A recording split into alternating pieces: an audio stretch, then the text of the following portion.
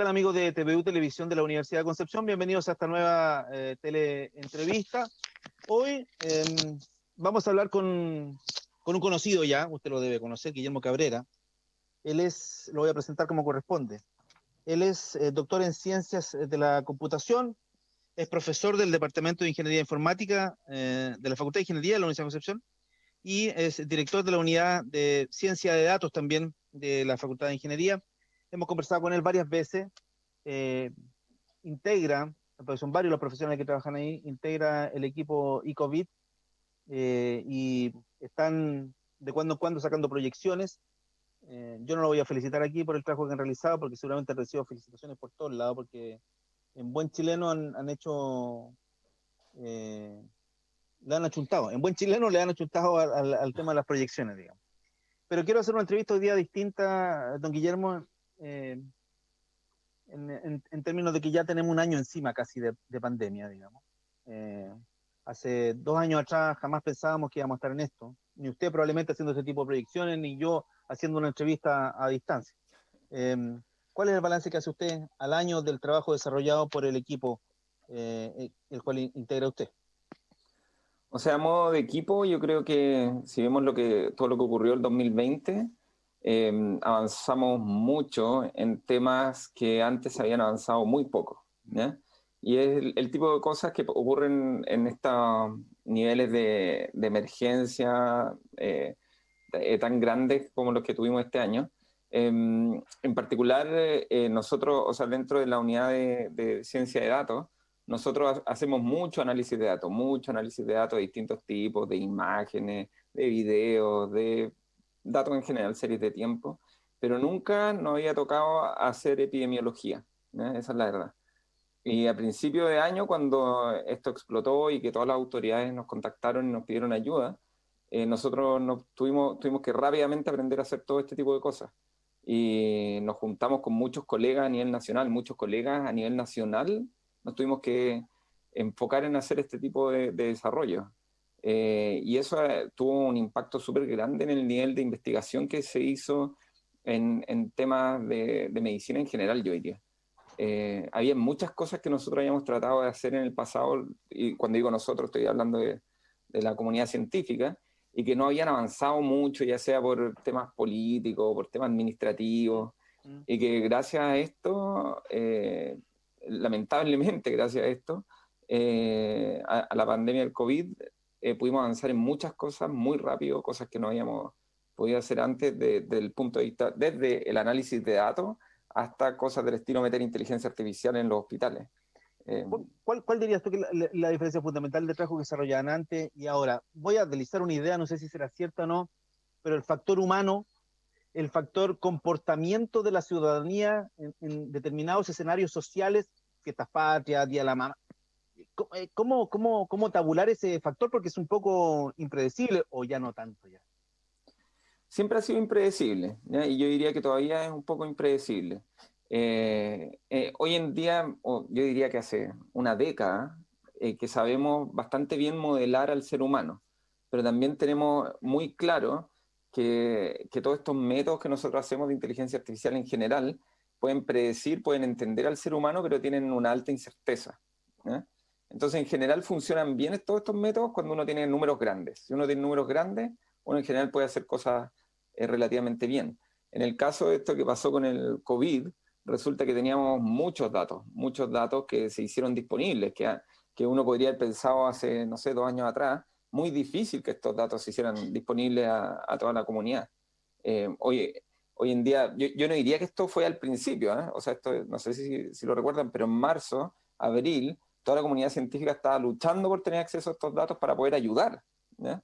Y había mucho temor de hacer públicos estos datos, pero hoy en día yo creo que ya ese temor pasó. Hoy en día están todas las autoridades muy abiertas a entregar datos y confían mucho en la comunidad científica para la ayuda que le podemos brindar a los tomadores de decisiones del país.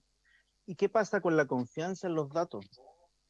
¿Qué pasa con la confianza que tienen ustedes en los datos? Lo planteo en el primer tercio del año, digamos, cuando recuerda, se hicieron unos arreglos de acomodo de personas fallecidas, por ejemplo, ingresaron miles de personas fallecidas de un día para otro, por un Sí, no, arreglo, eran 31.000. claro, cambio en un factor y pum, ingresaron.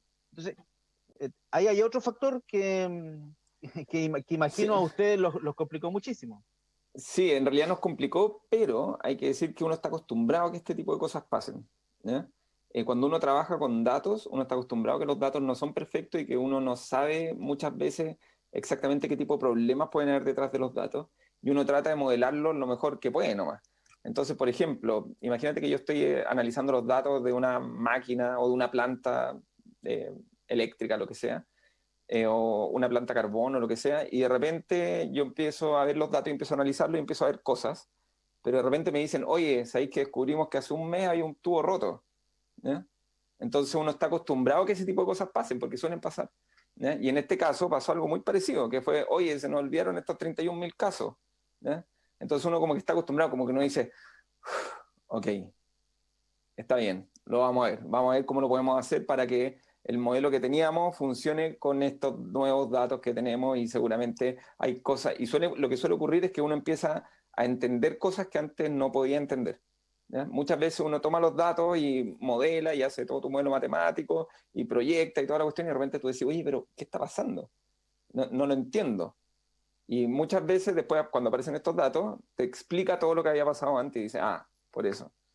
¿Okay? Entonces uno está acostumbrado en realidad a hacer este tipo de cosas.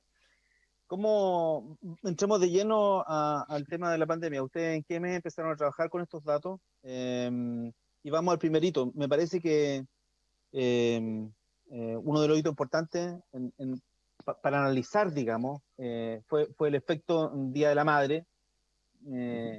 ¿Y cuándo empezaron a analizar los datos y cómo fue ese tránsito hasta el primer gran pic que fue ese Día de la Madre? Sí, mira, nosotros empezamos a trabajar en marzo con los datos, ¿ya?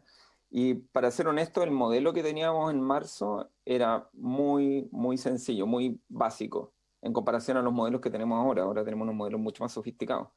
Y yo creo que tuvimos un periodo de aproximadamente 1 o 2 meses donde fuimos complejizando modelos, fuimos haciendo nuevos modelos y cada vez lo iban haciendo mejor. Al principio de una epidemia, el modelamiento es bastante simple. ¿Ya? Al principio es bastante simple porque hay pocas personas infectadas que se van infectando y así sucesivamente. Pero cuando ya empiezan a pasar, cuando hay mucha gente infectada y algunos se mueven de un lado para otro y empiezan a pasar ese tipo de cosas, las cosas empiezan a complejizar y necesitamos un modelo más complejo. Entonces, efectivamente, los modelos han ido evolucionando. El caso del Día de la Madre fue como, yo diría, fue como un hito importante en el sentido de que nos dimos cuenta de que había una componente súper fuerte del comportamiento de las personas, del cambio del comportamiento de las personas, que nosotros ya lo veníamos modelando, pero en ese caso en particular, cuando fue el Día de la Madre, nos dimos cuenta de que el comportamiento podía cambiar, pero dramáticamente, ¿ya? Era algo que no nos esperábamos, ¿ok? Y entonces empezaron a subir el número de contagiados de manera importante. Y por supuesto ahí podemos empezar a tener a calcular este tipo de correlaciones donde tú dices, mira, cuando hay una fiesta, seguramente suben el número de contagios porque la gente se va a juntar con otras personas, que es algo que hoy en día es súper obvio, ¿ya?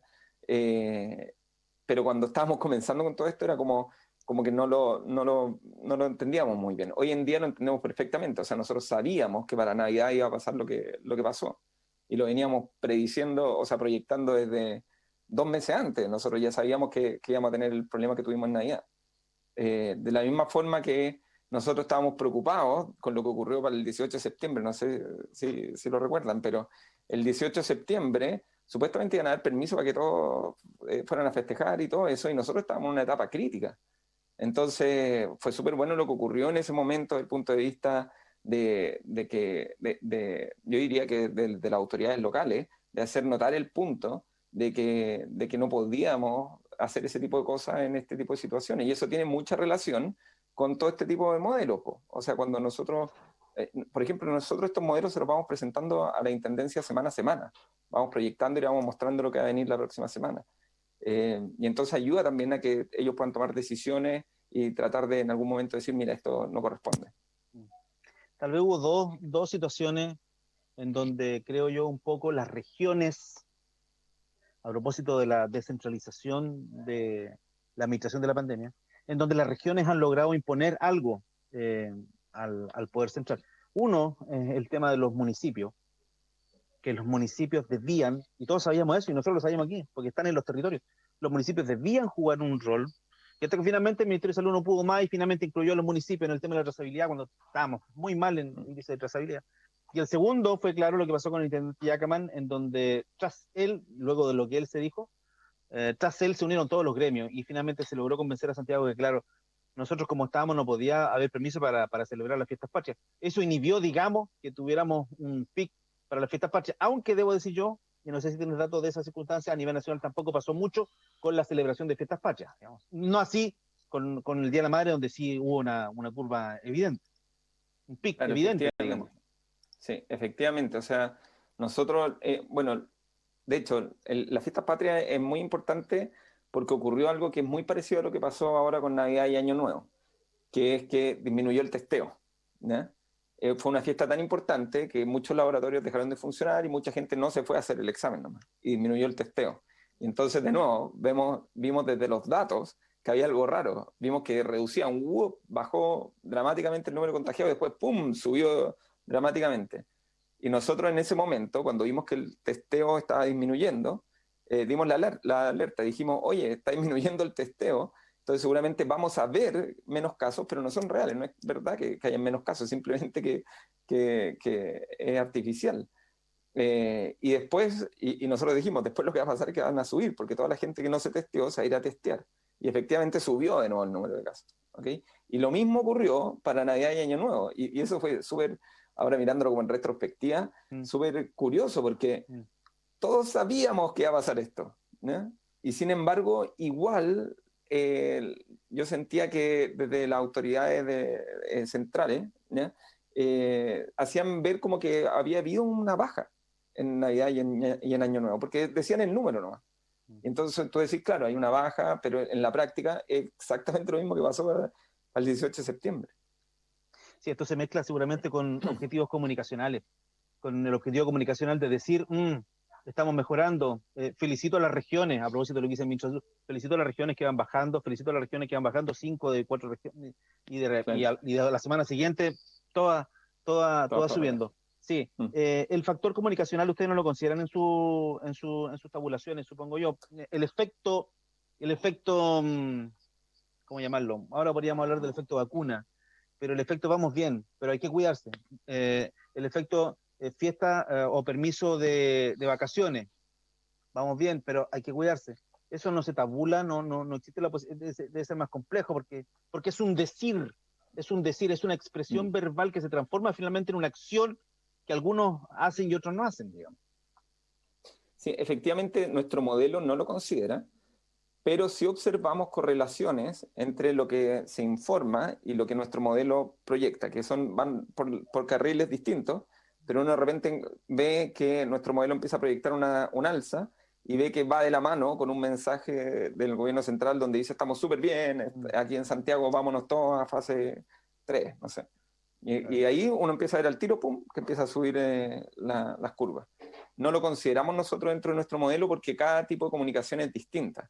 Y depende de muchas cosas, o sea, es demasiado multivariable, porque por un lado está la comunicación del gobierno central, por el otro lado está la prensa local, por el otro lado está lo que dicen las autoridades locales, entonces es bastante complejo de modelar. Hemos ido derivando de cuarentenas estrictas y absolutas, que nunca han sido estrictas y absolutas, ya lo sabemos, a cuarentenas medias rotativas y por sectores. Ahora tenemos cuarentena 4 semanas, que es como lo último que hemos sabido. ¿Les parece a ustedes una buena decisión pensando en el tema de la circulación viral, digamos? ¿Cuánto? 14 días creo que es como lo mínimo, ¿no es cierto? Que el virus demora en desaparecer, digamos. A ver, mira, sí, una cosa que es súper importante en esto, hay muchas cosas, muchos temas que se entrelazan en esta pregunta que tú me estás haciendo. Lo primero es que nosotros hemos visto que las cuarentenas surten efecto, ¿no? Lo hemos visto a nivel nacional, ¿ok? Donde tú pones una cuarentena estricta, empieza a reducirse la tasa de contagio. Eso se ve casi siempre, yo diría que un 90% de las veces, ¿no? Entonces, lo primero es que la cuarentena sí funciona.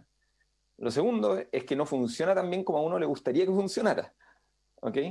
Entonces, por ejemplo, cuando nosotros entramos en cuarentena, acá en la región del Biobío, que fue aproximadamente en septiembre, principios de septiembre, finales de agosto, nosotros veníamos subiendo, pero dramáticamente, el número de contagios. ¿Ya?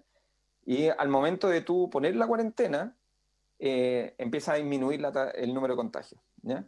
Eso es lo primero. Se ve la disminución en la tasa de contagio. Ese ¿Ya? efecto, perdón, es después de la segunda, tercera semana de iniciar la cuarentena, porque Eso es lo que quiero decir. llevamos 2 semanas en cuarentena y vemos que hoy día estamos cerca de los 500, o sea, tampoco ha habido mucha mejora. Sí. Entonces, eso es lo primero. Lo segundo es lo que tú dices, que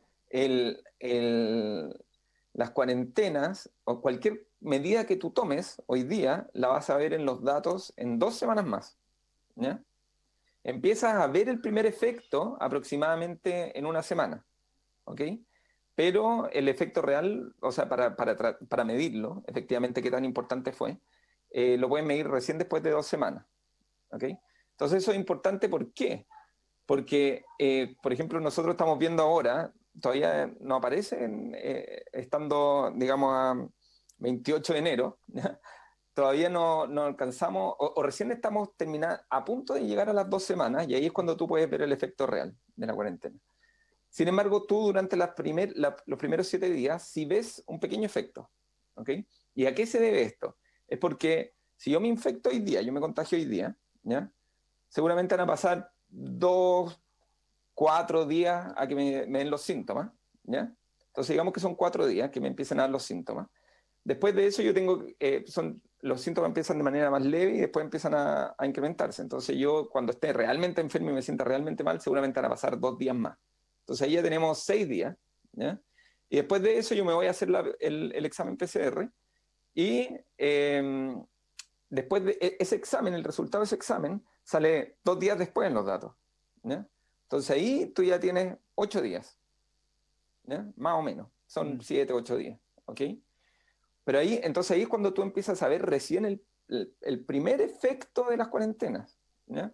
Pero esto es un poco variable, o sea, algunos son 10 días, otros son 8 días, otros son 6 días, ¿ya? Dependiendo de qué tan fuerte esté el virus. Entonces esto hace como que se suavice el efecto. Y recién después de 2 semanas, ya todas las personas que se infectaron ya están infectadas. Y ya están, digamos, eh, ya aparecieron en los datos. La movilidad en realidad nunca ha bajado mucho. Yo he conversado con expertos en epidemiología y hablan de que hay que reducir la movilidad en un 70, un 80% Sí. para que el efecto sea concreto, digamos, y tengamos una curva descendente, pero importante. Como la movilidad no disminuye mucho, como hay mucho permiso, hay mucha gente, bueno, ahí tenemos otro problema, que es el problema social, digamos, hay mucha precariedad en el empleo, entonces, como la gente está obligada a salir a trabajar, porque si no trabaja no come, digamos, hay muchos que salen a trabajar porque sí nomás, porque tienen que hacerlo. Pero hay una relación también que se puede hacer entre la movilidad de las personas, la disminución de la movilidad de las personas versus el número de contagios. ¿Por qué lo planteo? Porque el problema no sería moverse de un lugar a otro.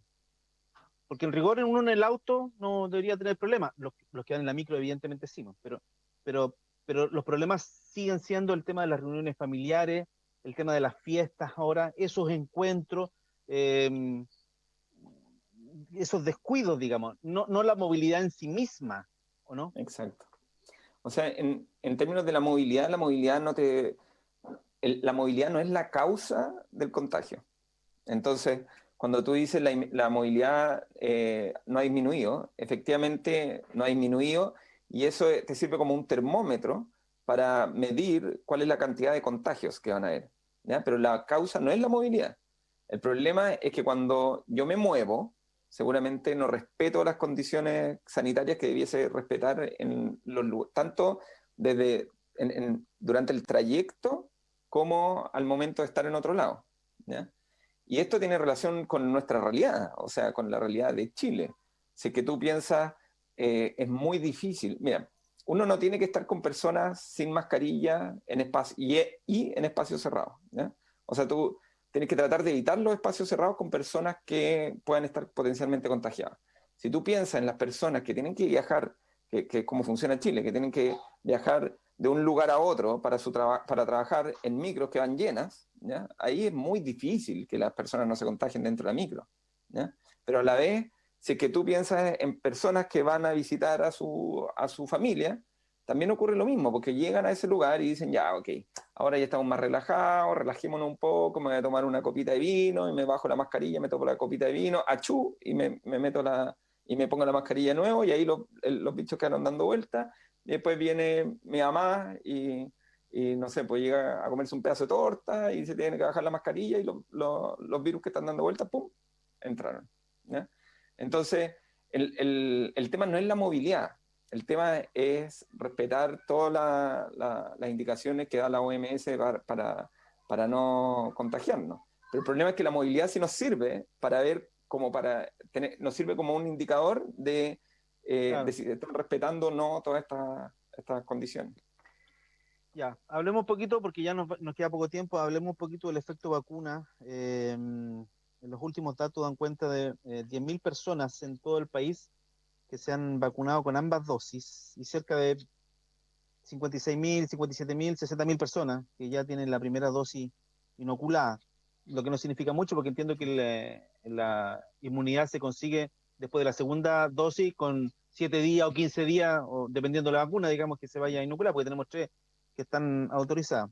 Evidentemente, eh, los 10.000 vacunados son personas básicamente de la urgencia, digamos, o sea, no urgencia, de las unidades críticas, de las UCI o las UTI. Por lo tanto, en rigor, ustedes en el modelamiento que tienen no han notado ningún efecto con el tema de la vacuna, ningún efecto hasta ahora. ¿Cuándo, eventualmente, con qué porcentaje eventualmente de la población vacunada ustedes podrían empezar a notar algún efecto? No sé si se puede tirar esa línea Es hacia que el frente.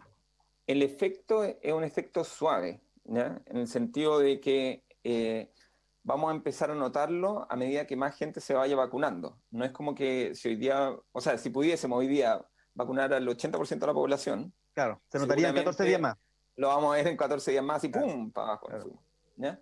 Pero en la práctica no es así, es como que vas vacunando a poco, entonces va a ir notando el efecto de a poco. Un tema que es súper importante es que hay que vacunar a muchas personas, ¿ya? Y otro tema muy importante es que es la efectividad de las vacunas, porque las vacunas no funcionan para el 100% de las personas, depende del tipo de vacuna que tengamos. Entonces, hay primero un aspecto logístico, que cómo va a vacunar a tantas personas, o sea, pensemos, no sé, en 12 millones de personas, O sea, 15 millones de personas. 15 millones para junio o julio, eso es lo que se propone. O sea, eso es Claro, lo que se promete, no se propone, se promete. sí, logísticamente es un tema súper complicado, ¿ya? Yo no digo que no se pueda, Ujú. ¿ya? Pero lo que digo es que hay que tener ojo con eso, que tenemos que ser capaces de vacunar a muchas personas por día, digámoslo así. Son muchas personas por día. El, el otro tema que es importante es que no hay efectividad, no hay un 100% efectividad en las vacunas. Y hay vacunas que son más efectivas que otras. Entonces, dependiendo del porcentaje de vacunas que tú uses de cada una de ellas, seguramente va a necesitar a más de 15 millones de personas vacunadas para que efectivamente funcione a nivel nacional todo esto. Y a muchas personas no le va a funcionar la vacuna, ¿ya? Ahora, lo que sí es que la tasa de contagio, o sea, si que yo empezara a ver, digamos, la curva de contagio, ¿ya?, va a empezar a disminuir el número de contagiados diarios a medida que yo vaya poniendo más y más vacunas, vaya metiendo más y más vacunas en el sistema. Entonces, eso es bueno, siempre es bueno vacunar. Y básicamente hay que vacunarse con la vacuna que uno pueda. Da lo mismo al final, uno no puede empezar, ay, no, esta no me gusta, quiero la otra. No, no. O sea, tú anda y vacúnate con la que podáis, porque es Dices súper eso, importante. dice eso a propósito de la diferencia que se produció entre la Pfizer y la Sinovac, que es una vacuna china y que está todo este tema de que los chinos y que las cosas chinas, pero eso es una idea muy antigua que se ha traspasado lamentablemente la vacuna Sinovac. Yo coincido. O sea, si me preguntan a mí, ¿te quieres vacunar? Al tiro, ¿cuál? Me da lo mismo, cualquiera. Siempre Exacto. es mejor estar vacunado porque, y lo hemos dicho en TVU varias veces, digamos, el riesgo de no vacunarse es mayor, infinitamente mayor al riesgo de vacunarse. ¿Hay un riesgo de vacunarse? Exacto. Claro, pero igual que todas las vacunas. Igual que todas las vacunas, entonces hay que vacunarse definitivamente. Si tuviésemos acceso, para entender un poquito, si tuviésemos acceso o ustedes tuvieran estadísticas solo de la gente que trabaja en las UCI y en las UTI, Si están todos vacunados ahora, 10.000 personas vacunadas, se supone que deberíamos bajar notablemente el contagio de personas UCI o UTI que hacen la enfermedad. Ahí sí se podría notar, pero ese dato no está, ¿no es cierto? Sí, pero además hay otro tema, que las personas, estoy totalmente de acuerdo que es el primer grupo que hay que vacunar, ¿eh? Sí. Pero esas son las personas que más se cuidan también. Pero son O también las que sea, están más expuestas, porque son están las que tratando están con los más enfermos. expuestas, pero son las que más se cuidan también. ¿Ya? Entonces, no es que no es que la mayor parte del contagio, de los contagios se produzcan en la UCI y en la UTI. Ya, No. pero O eso, sea, de hecho, ahí subyace otra pregunta, entonces, digamos, preguntarnos, ¿quiénes son los que más contagian? los que más contagian somos todos. O sea, los chilenos en general somos los que nos estamos contagiando. Y nos contagiamos generalmente cuando dejamos de usar las medidas de seguridad necesarias. O sea, cuando nos sacamos las mascarillas. Y eso generalmente suele pasar en las familias, en interfamiliares o de repente en juntas de amigos o en fiestas clandestinas. Ahí es cuando pasan los contagios. ¿Ya? Entonces, pero tampoco se trata de que, oye, voy a ir a la fiesta clandestina a vacunarlos a todos. No, no, po. Porque la idea es que nos pongamos las pilas todos y cuando te toque vacunar, te vas y te vacunáis con lo que sea, para tratar de que entre todos bajemos el nivel de contagio a nivel nacional y podamos parar esta cuestión de una vez por todas y volver a la normalidad. Guillermo, bueno, esto va a terminar. En algún minuto va a terminar. Eh, Al igual que el teletrabajo, digamos, y lo mencionaste al principio, al igual que el teletrabajo, donde hemos dado avances importantísimos, yo no sé si están de acuerdo con la legislación que nació, te recuerdas, en medio de la pandemia, justo se Sí. promulgó la ley, pero se implementó a media, bueno, es obvio, un poco forzado por las circunstancias. Hemos aprendido mucho nosotros con este tema de las teleentrevistas, hacer televisión también a distancia, ha sido complejo, pero todos hemos aprendido mucho. Y ustedes también dieron un salto importantísimo al trabajar ya no en la teoría, sino con una cuestión bien práctica que tiene que ver con la vida y la muerte de las personas. Pero esto va a terminar en algún minuto y va a quedar una gran enseñanza. ¿Qué viene después para ustedes como unidad de ciencia de datos? O sea, yo lo que esperaría, y pensándolo de manera optimista, a mí me gusta ser optimista, pero yo esperaría que todos los avances que se han hecho desde el punto de vista tecnológico, debido al COVID, se sigan haciendo. ¿Ya? O sea, si nosotros hubiésemos estado mejor preparados, hubiésemos tenido todo esto andando, podríamos haber resuelto mucho más problemas de los que pudimos. ¿Ya? Entonces, déjame ponerte un ejemplo. ¿Ya? Un ejemplo, nosotros desde la unidad de ciencia de datos hemos estado trabajando en modelos de análisis de imágenes médicas, ¿ya? Y entonces podíamos detectar automáticamente tumores, detectar automáticamente, no sé, infecciones en los pulmones y cosas de ese estilo. Pero nunca pudimos implementarlo dentro de un hospital, ¿ya? Porque administrativamente nadie se las quería jugar por pasarte las imágenes, por pasarte los datos de los hospitales, de los pacientes, ¿ya? Y ahora se abrieron todas esas puertas, se abrieron así, después Sí, de que claro. llevamos como 10 años tratando de hacer este tipo de cosas. Se abrieron todas las puertas. Yo espero que todas esas puertas no se cierren después de que pase esta pandemia. O sea, que sigan abiertas y que ya demostramos que podemos trabajar con este tipo de datos y que es súper importante que los datos sean públicos, ¿ya? Que también esa fue otra puerta que nos costó mucho abrir, que nos hicieran los datos públicos. No sé si te acordáis, pero cuando estaba Sí, Mañalich, nos sí, sí, costaba sí. mucho tener acceso a los datos. Y hoy día están todos los datos abiertos, todos podemos tener acceso, toda la comunidad puede tener acceso a los datos. Entonces, por favor, o sea, yo lo que me gustaría es que después de que se acabe la pandemia, sigamos con este flujo de datos y de información de tal forma de que podamos avanzar mucho más rápido en otros problemas que médicos de la sociedad, que son súper importantes, que son quizás igual de importantes. Uno podría empezar a pensar en, por ejemplo, la influenza o empezar a pensar en, no sé, cáncer, Alzheimer, miles de cosas donde generalmente lo que te bloquea es el acceso a los datos. Ya estamos terminando esta conversación. Las 4 semanas se van a cumplir de cuarentena por ahí por el 11 de febrero, probablemente el 13 de febrero. Estaba mirando un calendario. Salgamos de la cuarentena. ¿Cómo proyectan ustedes que vamos a salir? Con menos casos, supongo yo, porque ya esta semana, a final de esta semana, deberíamos empezar a notar, de acuerdo a lo que me dijiste, deberíamos empezar a notar una pequeña disminución eventualmente. La cuarentena funciona, pero lentamente. Sí, mira, la verdad es que nosotros habíamos proyectado que la cuarentena duraba 4 semanas, ¿ya? Y esa cuarentena funcionaba igual que la cuarentena que tuvimos en septiembre, entonces nosotros hubiésemos llegado aproximadamente entre 200 y 250 casos nuevos diarios, ¿ya? Al final de la segunda semana. Sin embargo, no ha funcionado igual, ¿ya? Y eso ya lo podemos ver. El número de contagios ha sido más alto que durante la primera cuarentena. Entonces, seguramente lo vamos a ver el próximo lunes, pero seguramente vamos a llegar a más casos que estos 250 que nosotros habíamos proyectado, porque la cuarentena no ha funcionado al mismo nivel que la cuarentena que tuvimos en septiembre. Bueno, ahí hay un efecto que después seguramente van a entender. A lo mejor el efecto vacuna, del que veníamos hablando, la comunicación que construye realidades. La gente dice, no, hoy día llegaron 2 millones de vacunas, estamos listos, 2 millones de vacunas, y no.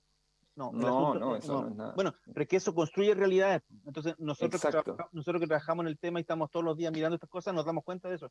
Pero la gente que está en su casa haciendo su vida normal, ve en la tele 2 millones de vacunas, estamos listos. Y no, pero llevamos 6 meses, juntémonos, y ahí empieza el tema de no. Quiero agradecer a Guillermo Cabrera, doctor en Ciencias de la Computación, profesor del Departamento de Ingeniería Informática de la Universidad de Concepción y además director de la Unidad de Ciencia de Datos de la Facultad de Ingeniería de la Universidad de Concepción. Don Guillermo, muy gentil por esta conversación. Gracias a ti. Que esté muy bien, nos vemos, chao. Nos vemos, chao.